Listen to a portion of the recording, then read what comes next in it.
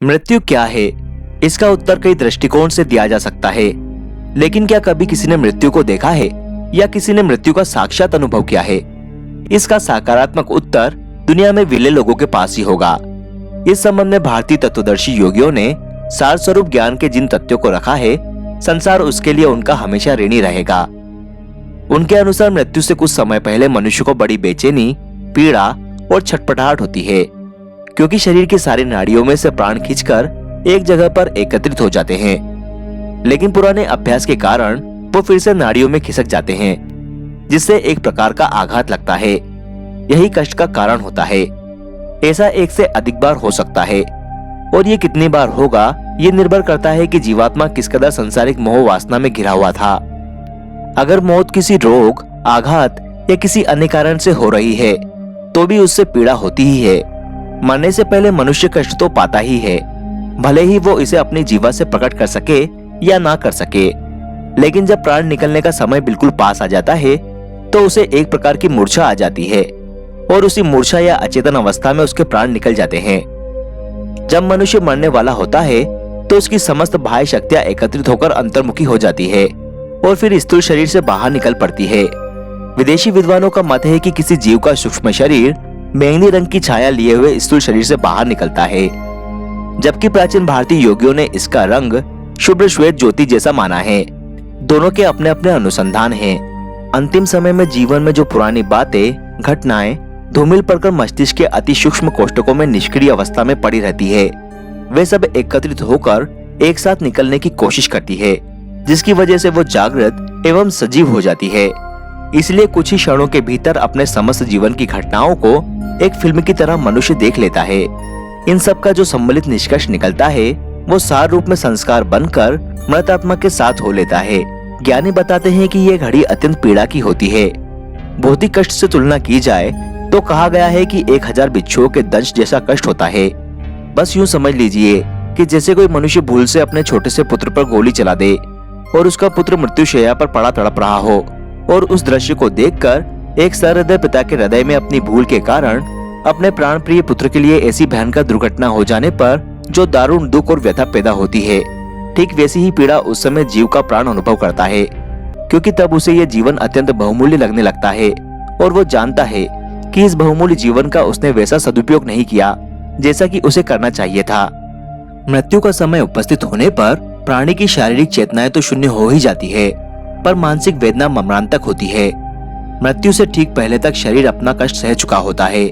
रोग आदि की शारीरिक पीड़ा तो कुछ क्षण पूर्व ही, जब इंद्रियां अपनी शक्तियों के साथ अंतर्मुखी होने लगती है, तब ही बंद हो जाती है।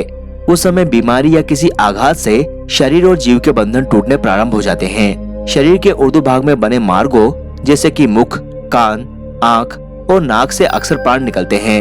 दुष्ट प्रकृति के लोगों का प्राण शरीर के अधोभाग में स्थित मार्गों जैसे कि मलमूत्र मार्ग से निकलता देखा जाता है। योगी ब्रह्मरंध्र से प्राण त्यागते हैं। शरीर से निकलने के बाद जीव एक विचित्र अवस्था में पड़ जाता है। घनघोर परिश्रम से थका हुआ व्यक्ति जिस प्रकार से कोमल और आरामदायक बिछौना पाते ही गहरी नींद में सो जाता है, उसी प्रकार से मृतात्मा को जीवन भर का सारा श्रम उतारने के लिए एक निद्रा की आवश्यकता होती है। इस नींद से जीव को बड़ी शांति मिलती है और आगे के जीवन के लिए वह शक्ति प्राप्त कर लेता है। लेकिन मरते ही नींद नहीं आती, बल्कि उसमें कुछ देर लगती है। साधारण तौर पर 1 महीने का समय लग सकता है।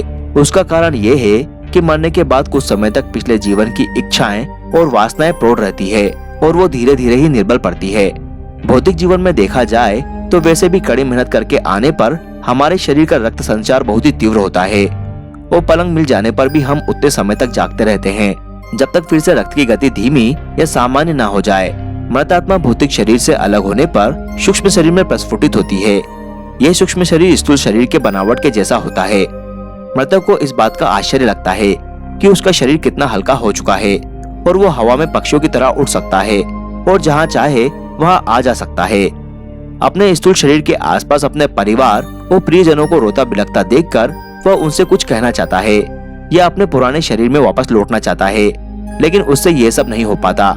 पश्चिमी जगत में आत्माओं से संपर्क करने वाली कुछ कथाकथित गुप्त संस्थाएं हैं। मृत आत्माओं से संपर्क करने के इनके अपने तरीके और माध्यम हैं। ऐसी ही एक संस्था के एक अनुभव के अनुसार एक प्रेत आत्मा ने बताया कि मैंने मरने के बाद बड़ी ही विचित्र स्थिति में अपने आप को पाया। अपने परिवार और मित्रों में मोह होने के कारण मैं अपने स्थूल शरीर में आना चाहता था, लेकिन मैं लाचार था। मैं सबको देखता था, लेकिन मुझे कोई भी नहीं देख पा रहा था। मैं सबको सुन पा रहा था, पर मैं जो बड़े जोर जोर से बोल रहा था उसे कोई नहीं सुन पा रहा था। इन सब बातों से मुझे बहुत कष्ट हो रहा था, लेकिन अपने नए जीवन और नए शरीर को लेकर कुछ खुशी भी हो रही थी कि मैं कितना हल्का हो चुका हूँ और कितनी तेजी से चारों तरफ उड़ सकता हूँ। जब मैं जिंदा था तो मौत से बहुत डरता था, लेकिन अब मुझे डर जैसी कोई चीज समझ में नहीं आ रही थी। सूक्ष्म शरीर में होने के कारण पुराने शरीर से कोई विशेष ममता भी नहीं रह गई थी, क्योंकि नया शरीर पुराने शरीर की तुलना में हर लिहाज से अच्छा था। मैं अपना अस्तित्व वैसा ही अनुभव कर रहा था जैसा कि मैं जीवित दशा में था। कई बार मैंने अपने हाथ पैरों को हिलाया डुलाया और अपने अंग प्रत्यंग को देखकर मुझे ऐसा नहीं लगा कि मैं मर चुका हूँ। तब मुझे लगा कि मृत्यु में डरने जैसी कोई बात नहीं है, वो तो शरीर परिवर्तन की एक असाधारण लेकिन सुखद प्रक्रिया है। लेकिन सभी इतने किस्मत वाले नहीं होते जिन्होंने अपनी जिंदगी में दूसरों, विशेष रूप से गरीबों और असहायों के साथ बुरा किया है, वो बुरा ही पाएंगे। मृत्यु उनके लिए एक अभिशाप की तरह होती है, जो उस समय तय करती है कि अगला प्रवेश उनका कहाँ होने वाला है। जब तक मृत शरीर की अंत्येष्टि क्रिया होती है, तब तक जीव बार बार उसके आसपास मंडराता रहता है। जला देने पर वह उसी समय उससे निराश होकर मन को दूसरी ओर लौटा लेता है। अधिक अज्ञान और माया मोह के बंधन में अधिक दृढ़ता से बंधे हुए मृतक अक्सर शमशानों में बहुत दिनों तक चक्कर काटते रहते हैं। शरीर की ममता बार बार उधर खींचती है और वे अपने को संभालने में असमर्थ होने के कारण उसी के आसपास रुंदन करते हैं। कई ऐसे होते हैं जो शरीर की अपेक्षा प्रियजनों से अधिक मोह रखते हैं। वे मरघटों की बजाय प्रिय व्यक्तियों के निकट रहने का प्रयत्न करते हैं। वृद्ध व्यक्तियों की कामनाएं स्वभावतः ढीली पड़ जाती है, इसीलिए वे मृत्यु के बाद बहुत ही जल्दी निंद्राग्रस्त हो जाते हैं। लेकिन वे युवा जिनकी कामनाएं प्रबल होती है, बहुत अधिक समय तक विलाप करते फिरते हैं। उनमें भी खास तौर पर वे लोग जो अकाल मृत्यु या अपघात या आत्महत्या से मरे होते हैं। ऐसी आत्माएं प्रेत रूप में प्रत्यक्ष से दिखाई देती है और अदृश्य भी हो जाती है। साधारण मृत्यु से मरे हुए लोगों के लिए ये नहीं है कि वो तुरंत प्रकट हो जाए। उन्हें इसके लिए बड़ा ही प्रयत्न करना पड़ता है और विशेष प्रकार का तप करना पड़ता है।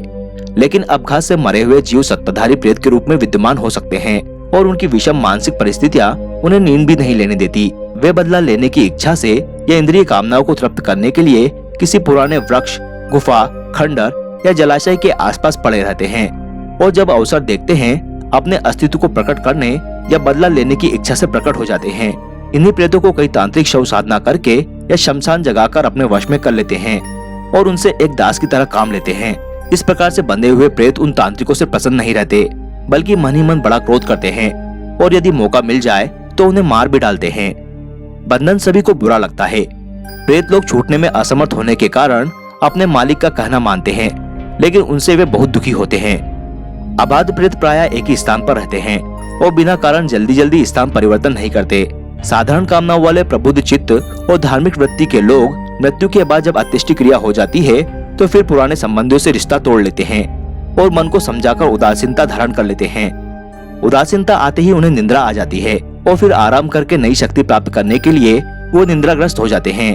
ये निंद्रा अत्यंत रहस्यमय होती है। ये कितने समय की होती है इसका कोई निश्चित नियम नहीं है, लेकिन हाँ, जीव की चेतना का विस्तार इसमें महत्वपूर्ण भूमिका निभाता है। एक मान्यता के अनुसार 3 वर्ष की निंद्रा सामान्यता होती है, जिसमें प्रारंभ के 1 वर्ष बड़ी गहरी निंद्रा होती है। दूसरे वर्ष की निंद्रा तंद्रा में बदल जाती है। इस तंद्रा के भंग होने पर जीव नवीन जीवन धारण करने की खोज में लग जाता है। यहाँ एक बात महत्वपूर्ण है कि जीव स्वयं अपने गर्भ का चुनाव कर सके, इसके लिए उसकी चेतना में अपेक्षित विस्तार जरूरी है। अन्यथा वह ब्रह्मांडी नियमों में बंधा हुआ अपने कर्मों के अनुसार जन्म ग्रहण करता है। इसीलिए बड़े बुजुर्ग कह गए हैं कि हमेशा अच्छे कर्म करो, क्योंकि कल को जब कोई तुम्हारे साथ नहीं होगा तो तुम्हारे अच्छे कर्म ही तुम्हारा साथ देंगे।